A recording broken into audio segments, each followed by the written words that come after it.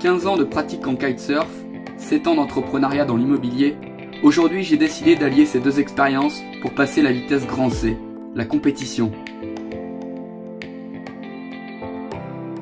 Mais tout de suite maintenant, on prend l'avion et direction l'hémisphère sud. En direct de Cape Town, nous allons parler entrepreneuriat et kitesurf et des parallèles qui existent entre ces deux mondes.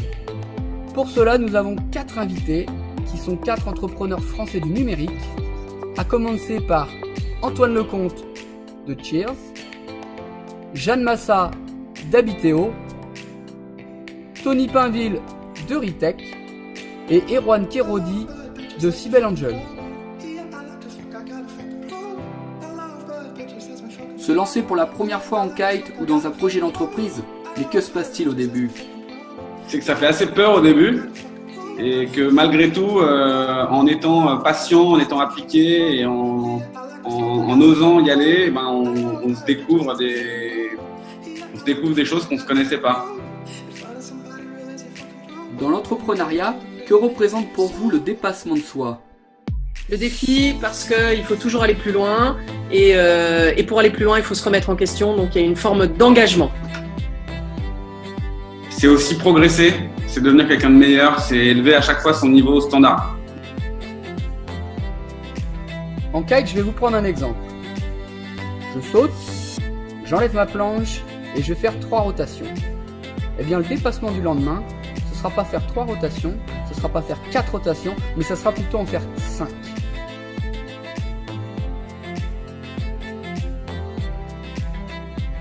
Figure en kite ou projet d'entreprise, forcément cela implique des risques.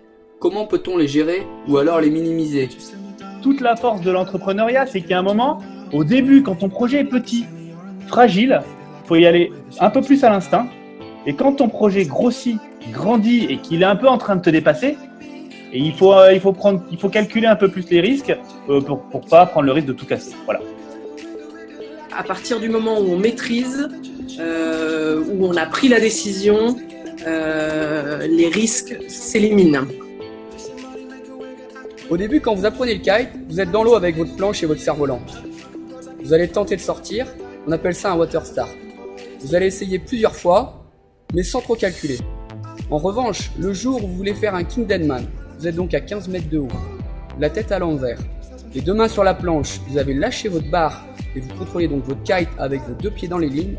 Là, vous réfléchissez un peu plus.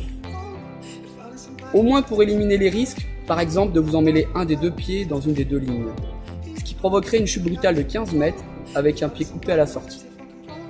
Eh bien, avant de faire cette figure, vous allez réfléchir, vérifier si vous avez assez de hauteur, assez de temps pour vous mettre en mode tête à l'envers sans vous emmêler les pinceaux. Et là, on parle de calcul.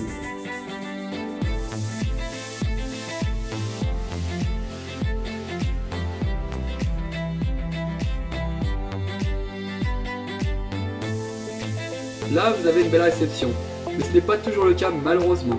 Les blessures, les chutes et les échecs, ça fait aussi partie de notre quotidien, comme dans le monde de l'entreprise.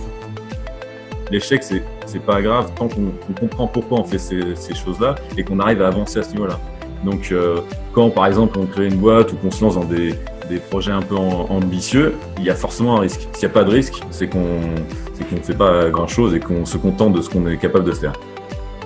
Avoir des échecs, c'est bien parce que ça va te permettre de construire, de modifier ton business model, de modifier ton produit, de comprendre quelque chose que tu n'avais peut-être pas compris avec ton client à l'origine ou avec tes équipes ou avec plein de choses qui va faire que les erreurs, si tu les intègres, ça va te permettre de ce qu'on appelle pivoter et d'avancer au final vers là où il faut aller. Pour moi, il est plus simple de se remobiliser après une erreur qu'après un succès. On apprend toujours de ses erreurs, on apprend toujours d'un échec et on repart 2 fois plus vite avec 2 fois plus d'engagement quand on a compris ce qu'il ne fallait pas faire.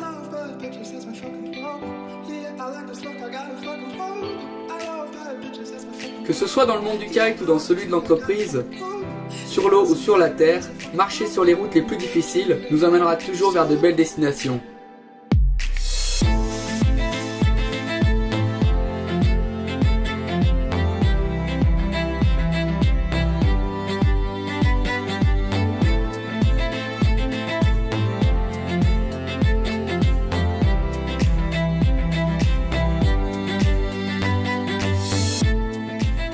Non, mais je voulais juste rajouter que le point commun entre le kite et l'entrepreneuriat, c'est que ce sont deux activités qui procurent énormément de plaisir.